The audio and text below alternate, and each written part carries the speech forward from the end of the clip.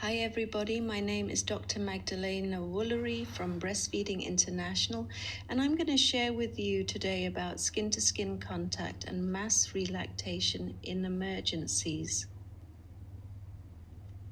This is my wonderful family, and I just wanted to say that I'm so honored, and my heart is in Gaza with the mothers and their families, and especially the children.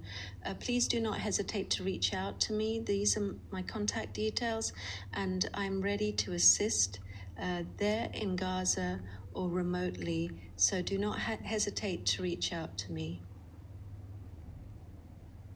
Skin-to-skin contact simply means placing the naked baby in just a diaper on a mother's bare chest. Skin-to-skin contact. Here is a beautiful image from UNICEF of a Muslim mother doing skin-to-skin contact with her premature baby. The most important thing to remember is that the baby's airway is open, so the neck is gently extended and the head to the right or left of the mother. In conservative environments and where the mother has to be covered, you don't see the breasts when you're doing skin-to-skin contact, and you can cover everything but still remain in skin-to-skin contact. People often don't know that there's a baby under there, and it's recommended by WHO for all babies, and this includes cesarean section, premature low birth weight, special needs babies. In fact, skin-to-skin contact is recommended for all babies at birth for at least 90 minutes. The more skin-to-skin contact you do, the more the benefits. It's a dose response, so the longer you do it, and if you can do continuous skin-to-skin contact, it's even better. Skin-to-skin contact helps trigger milk production and increase milk supply, which is critical in relactation. And relactation simply means re-establishing or restarting breastfeeding. So mothers that are mixed feeding or formula feeding can re-establish full breastfeeding. There is a major misconception that breast milk production all happens in the breast. This is not true. It's in the brain with the release of two hormones, prolactin that produces milk and oxytocin that releases the milk. If a mother has had a pregnancy before, she can relactate, even weeks, months, or years after the pregnancy. And grandmothers have been known to relactate. Even a mother that has had a hysterectomy can produce milk because the most important hormones in milk production are prolactin and oxytocin. Neither of these hormones are related to the uterus or ovaries, so milk production can continue after a hysterectomy. Our ancestors did relactation and breastfed, but sadly, breastfeeding and relactation have been stolen from us by colonial corporations because of their predatory marketing. It really is time we reclaim our power and empower our mothers with breastfeeding and relactation.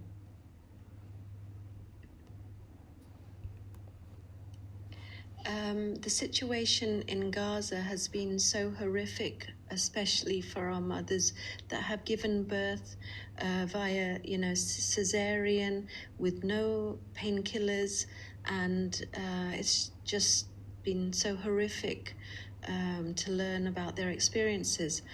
Skin-to-skin contact for the mother and baby, even in those horrific conditions, is so critical because it releases the feel-good hormones of prolactin and oxytocin and helps reduce pain. This is a mother here you can see doing skin-to-skin contact after a cesarean, and there are images here on the right of a mother of a baby with a low birth weight and premature baby. Even with CPAP and oxygen and all the devices and all the treatment can be done on the mother's skin in skin-to-skin contact. Women and children always suffer the most in emergencies. I've worked for over 20 years in emergencies, and the constant battle to advocate for the rights of mothers and children hasn't stopped. It continues. Unfortunately, this is the reality, and for the people in Gaza, it is much, much worse with this genocide. Many of you would have seen images of premature and low birth weight babies left under heaters with an overwhelmed health staff, babies fed artificially with bottles and formula. Even when the mother was well and alive, after giving birth naturally, they were giving them formula. This is the sad reality, and it's just so heartbreaking, because in emergencies, it is not men and the elderly and so on that die. It is the children that are under 5, and the younger that they are, the most at risk they are. It has been so heartbreaking watching this genocide unfold, because it has been worse than any emergency I have witnessed in my over 20 years of working in humanitarian response. This is a beautiful image. I could only find one image online of a Palestinian mother actually breastfeeding her baby. All the other images was of formula feeding, and this is from a UN agency. But what's so special about skin-to-skin contact? Well, skin-to-skin contact, the list goes on and on, so I only have a limited time. I'll just share sort of my favorite facts about skin-to-skin contact and why it's special. It prevents mothers bleeding to death after birth. You know, the most common reason we have maternal mortality is maternal hemorrhaging, and this happens after birth. So just by placing the baby's skin-to-skin contact for the mother and infant, it can save the mother's life. Skin-to-skin contact rapidly and significantly increases breast milk production. Look at this mother doing skin-to-skin contact. She's wearing a thick shirt, she's doing skin-to-skin contact, and her breast milk just oozes through. You produce so much milk, it's amazing. And you release the feel-good hormones of prolactin and oxytocin, and this helps reduce depression in the mother, and it reduces infant pain as well. Skin-to-skin contact stabilizes the temperature, heart, respiration, and even blood glucose of the infant. And infants doing skin-to-skin contact gain a lot of weight because they're calm and they conserve their energy. They're not crying as much. And actually, babies that are crying, if you put them on skin-to-skin contact, they usually stop crying because that's the place they want to be. It is also, and this is so important in emergencies, skin-to-skin contact is about child protection. It prevents separation. When babies and mothers are separated, there is risk of children being trafficked, there is risk of child abuse, there is risk of something horrific happening to that child if it's left separated from that mother. It is also compassionate care. And even when doctors have deemed a baby as terminal, it is important that that baby receives skin-to-skin contact. No adult wants to die alone, so it is compassionate care for our babies. And babies are no different. They need that love, they need that care.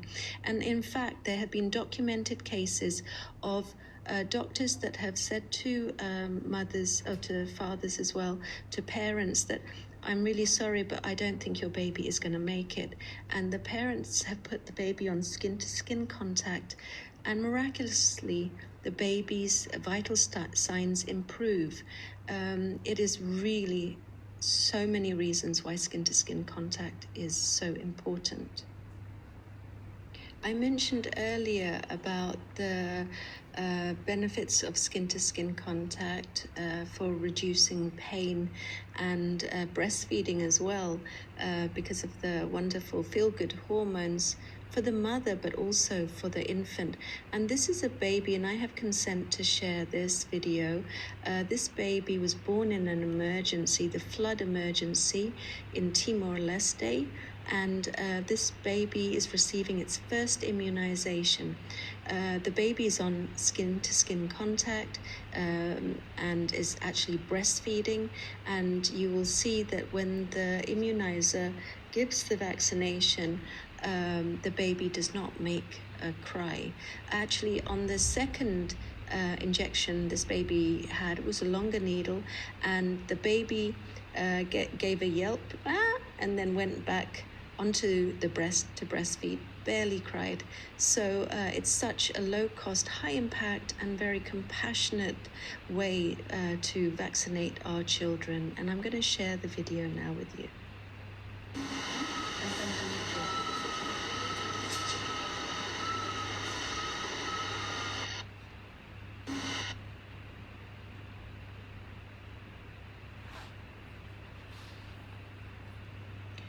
This slide is from Dr. Nils Bergman, who is a pioneer in skin-to-skin contact and was involved in the WHO randomized controlled trials that have informed now the WHO guidance for skin-to-skin contact.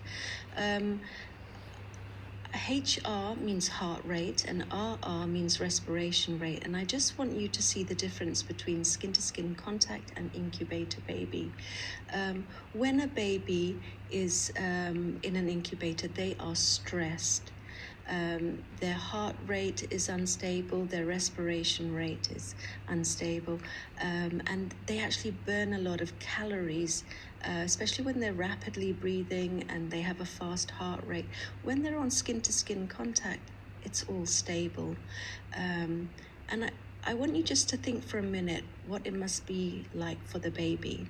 For 9 months, you're in your mother's womb, and you heard your mother's heartbeat. You felt her breathing. You received all the nutrition you needed, and suddenly you're born and we cut the cord. What does that baby think? What would you think if you were that baby? Where is my mother? I can't feel her. I can't feel her heartbeat. I can't hear her breathing.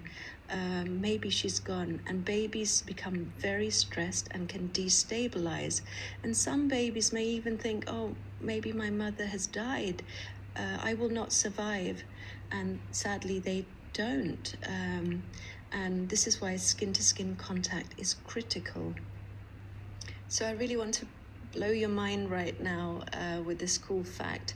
They've done studies of twin mothers doing skin-to-skin contact, so their baby just in a diaper, one baby on each breast, and say the baby on the right is too hot. The right breast temperature cools down, and the baby on the left is too cold, so the left breast temperature rises to warm that baby. One woman, 2 babies, it's called thermal synchrony. So what's so special about breastfeeding? Well, breastfeeding is actually more than just nutrition. It's also nurturing care, but it has vitamins and minerals. It has growth factors that help with development and the infant growth. It is abundant in antibodies and stem cells, and it helps fight illness and disease. But what I find most amazing about breastfeeding is its ability to change to meet that infant's need. So the breast milk for a premature baby is different to breast milk for a toddler.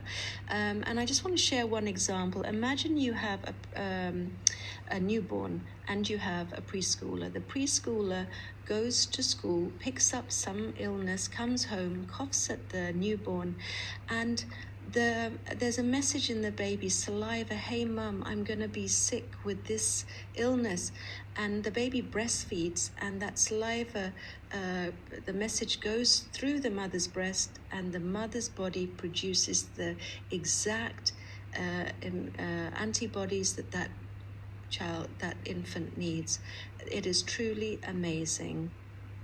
Unfortunately, formula-fed babies are 14 times more likely to die than an exclusively breastfed baby.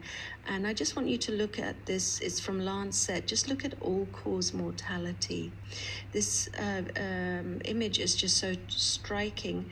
And the biggest killer of our children under 5 is pneumonia and diarrhea. Our children get respiratory tract infections, and especially in emergencies, this is so important because breastfeeding can mean the difference between life and death, and babies that are breastfed are protected from diarrhea and pneumonia. There are more than 21 dangers of artificial feeding, and a few are listed here. I would just highlight that breastfeeding prevents malnutrition in all its forms, including obesity, wasting, and stunting, and reduces the risks of breast and ovarian cancer and childhood cancers. We have a global strategy for infant and young child feeding, and this is evidence-based WHO strategy that applies a clear strategic approach to feeding. Number 1, the mother breastfeeds her baby. If that's not possible, for example, the mother is critically ill, she is supported to express her breast milk, and the baby is fed that milk via spoon or cup, not a bottle. So say 1's not possible, 2's not possible. The third strategy is breast milk or breastfeeding from a wet nurse. So say 1, 2, 3 is not possible. The number 4 is breast milk from a human milk bank. The very last option is formula or breast milk substitute fed by cup, not bottle. But what do we find in health facilities and in emergencies? Well, if the mother isn't breastfeeding, just give formula. This puts the mother's life at risk and the child's life at risk, especially in emergencies. And we have this strategy. It is so critical that we implement it. And studies have shown, multi-country studies, when mothers are interviewed in pregnancy, they intend to breastfeed, they want to breastfeed, the vast majority, in some countries over 98%. But what happens is we do not support mothers. Our systems do not support mothers, and there's predatory marketing. So it's really important that we understand this global strategy for infant young child feeding and really do honor our mothers and support them. What if a mother dies? And so we refer back to the global strategy. You can do wet nursing, it's a lifeline, and relactation too. And we can ensure cultural sensitivity and cultural appropriateness. In some Islamic cultures, there are innovative solutions to issues such as, the issue of potential future marriage partners. For example, an innovative solution is that mothers of baby girls can breastfeed or milk share another mother that has a baby girl. Mothers of baby boys can wet nurse and milk share another mother's baby boy, and this is a strategy that's used by Muslims in some countries. But what about malnourished mothers? Studies have found no difference in quality or quantity of breast milk between malnourished and well-nourished mothers. A mother's capacity to produce milk of sufficient quantity and quality to support infant growth is resilient and is generally independent of maternal nutrient intake. So malnourished mothers can breastfeed, and there is a big misconception that they cannot. And we even hear health workers say this, because sadly a lot of the training comes from the formula industry, providing conferences and trainings and incentives to push formula. But malnourished mothers do need nutritious foods for their own health, because they lose about 500 to 700 calories a day just breastfeeding. So if we push infant formula on malnourished mothers, what what happens is we risk malnutrition of the child, and therefore you have two malnourished people in the family, the mother and the child, instead of one. So pushing formula on malnourished mothers also increase her risk of breast cancer, ovarian cancer, diabetes, and many childhood illnesses and childhood cancers. What about twins, triplets, and more? Well, they can exclusively breastfeed, and here are some images from social media from the wonderful Milk Mag of mothers of triplets breastfeeding and exclusively breastfeeding. You have to do a rotation system where because we don't have 3 breasts, we have 2. So the third baby has to be patient, and the 2 babies are breastfeeding, and then you just rotate and bring that baby onto the breast when they're 2. So you just rotate. And it's very important to do frequent feeding, especially at night when the hormone prolactin is especially high. And here are some lovely pictures of babies doing skin-to-skin contact. What about special needs babies? Well, special needs babies are VIPs, very important people, and they deserve skin-to-skin contact, and they deserve breastfeeding and breast milk. And you can see here a Down syndrome baby, and I have consent to share, doing skin-to-skin contact. This baby was actually very malnourished, and we supported the mother to do skin-to-skin contact, and the baby was breastfeeding in the upright position, because when some babies have heart issues, and feeding upright makes it a lot easier for them, and the mother's doing a breast compression in this picture to help with the flow for the baby. The baby here is having oxygen and can breastfeed. Our babies are so precious, and I just love the way that this little one is looking at me after receiving lots of breast milk from his mama. Babies with special needs just need our special support, and sometimes that means cup feeding, altering the position, and so on. And this little one was actually fed formula and became very malnourished, and we support the mother with hand expression, cup feeding, and he's had his surgery. Now the parents are still in contact with me, and it's so wonderful to see him thriving. But what about malnourished infants and children? And I just want to share the case study, and I again have consent to share.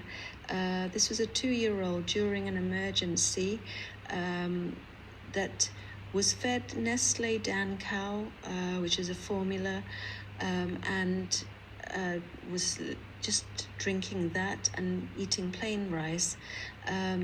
When we found him, his MUAC was 11.2, which red means risk of death, and it's a tape measure we use on children's arms to see if they are malnourished.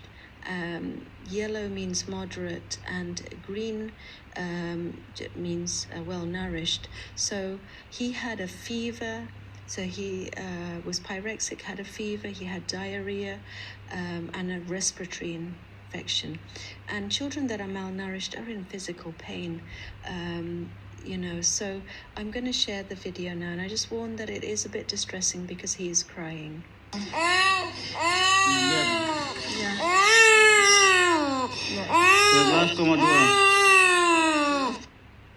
But we discovered that his mother was actually still breastfeeding. She had a 6-month-old baby. So the little boy is 2 years old. You can see how malnourished he is there. And so we counseled the mother. She understood that in her breast milk she has antibodies. So we supported the mother to express her breast milk, and she gave the breast milk to her son, who drank it from a cup. Within 48 hours, his fever had gone, the diarrhea had stopped, and he was also supported with nutritious food and so on. But the breast milk is just such a powerful medicine.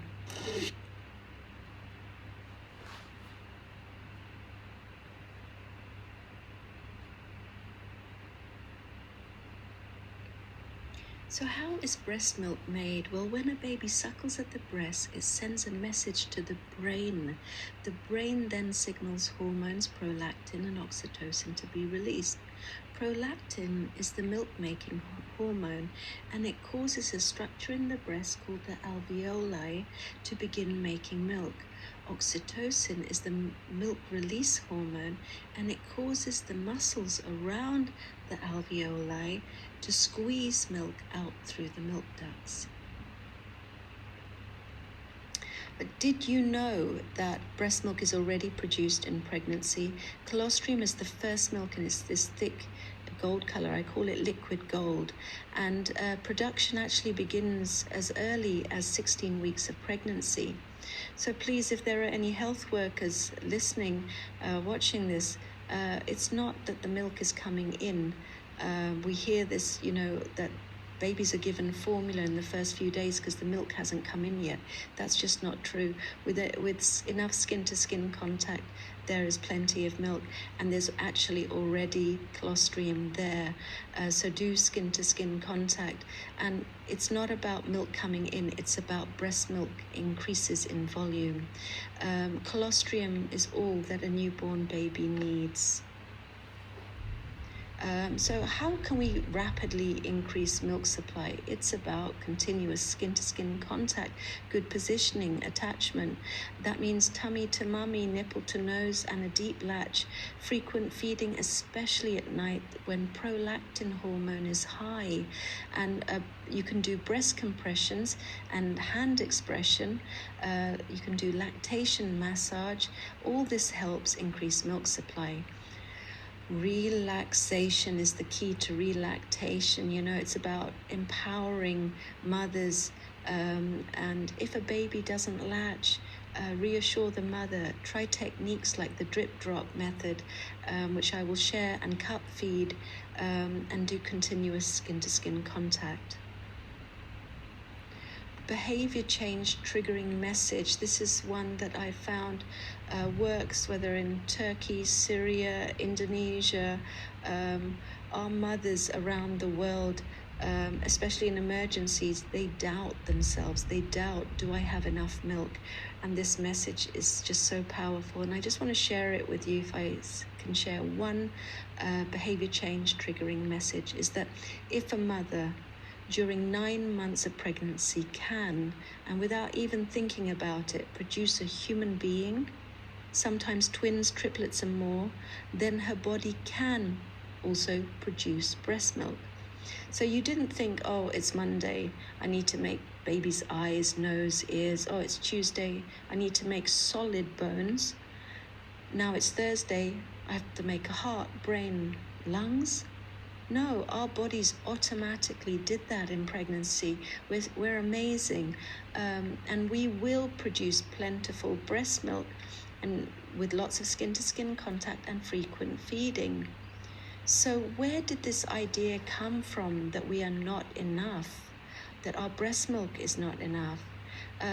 We're inundated on social media through adverts of formula bottles, pacifiers, artificial feeding, and on TV, on the radio, in the shops, and even health workers that are receiving incentives from formula companies to push formula on unsuspecting parents. So support women, because empowered women are unstoppable. And this is how we do mass relactation. It's as easy as 1, 2, 3. You bring all the mothers together, like in that photo I showed you. Provide mass compassionate and skilled counseling. And then from there, that means mothers that are breastfeeding because they may doubt that they have enough milk.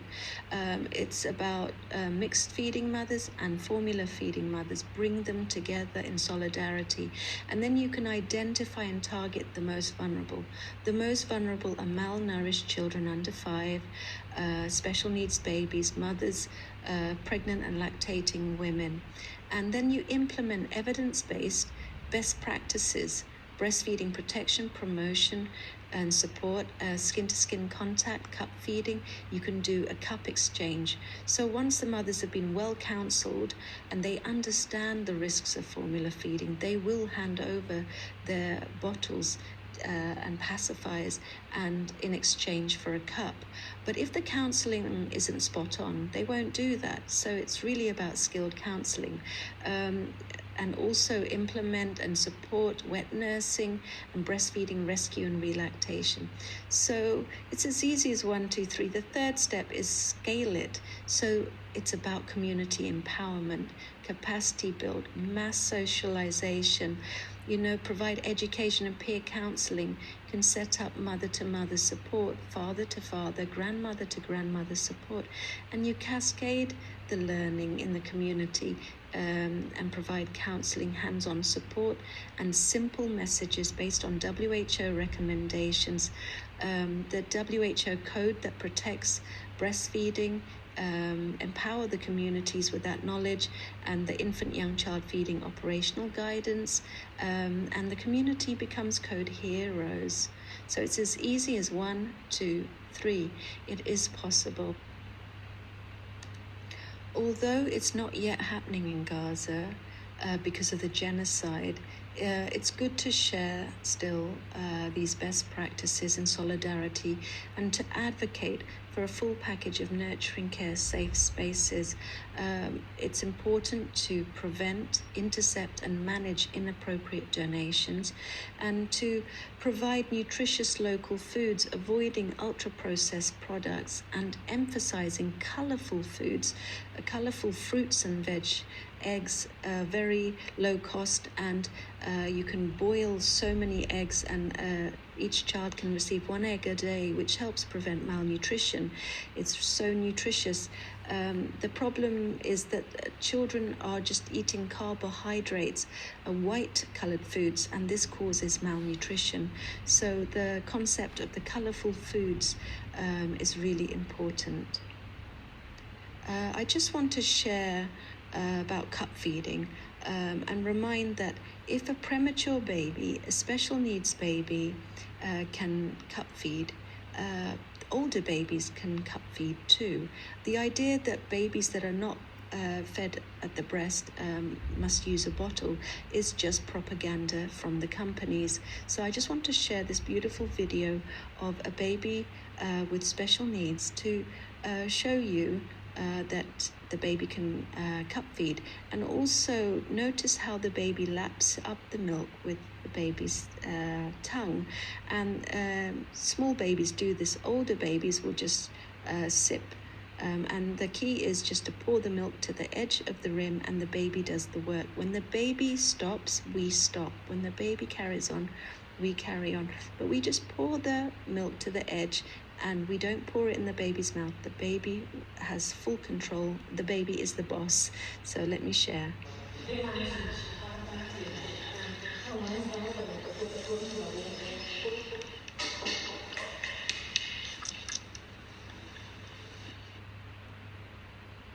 And this is the drip drop method, and this is a beautiful video of the grandmother's there, and it's the father that's helping with the drip drop. This is the first time this formula fed baby had ever breastfed, had ever latched on, and just by doing this drip drop technique, the baby is suckling on the breast, and this releases the prolactin and oxytocin to help the mother produce milk.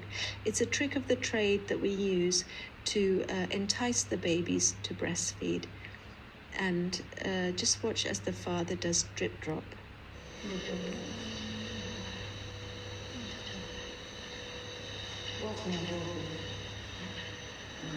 Look how happy the dad is. So happy, Mom.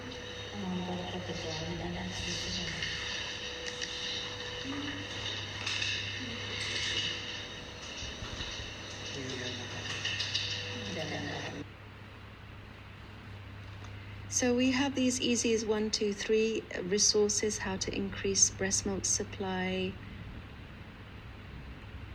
And here are the easy as 1, 2, 3 cup feeding, skin to skin contact, and drip drop feeding posters. So all those resources, those posters are in this toolkit. There are videos, there's tons of resources in there, booklets and so on. And it's in English and in Arabic. So it's my gift for Gaza from Breastfeeding International. Thank you so much.